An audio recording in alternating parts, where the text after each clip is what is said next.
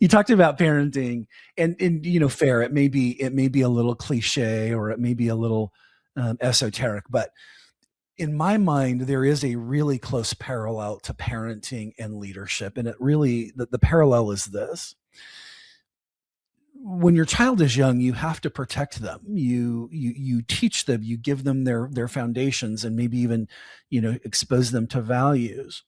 But at some point, you've got to let them go exercise that stuff, which means they're going to get it wrong at times.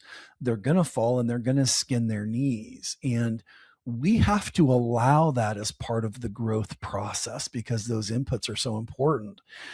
I think the way that I think about it is we want to keep them from making catastrophic mistakes or really high exposure mistakes. But below that, we kind of want them to make the mistakes because failure is a magnificent teacher.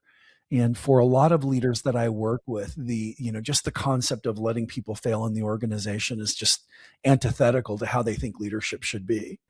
Yeah, I mean, I think to your point, giving them those safer opportunities, maybe that's the smaller deal where you're going to let them struggle. Um, but knowing that they can ask for help. I mean, my team knows that. They'll chat me in the background and it's like, hey, can you step in here? Well, now I have an invitation. That's much different than, just jumping in, or in the old world, kicking you under the table kind of thing. But I think that's absolutely right. We need to give them the opportunity, though, when they're newer, and we always talk about that. How do you allocate your coaching time?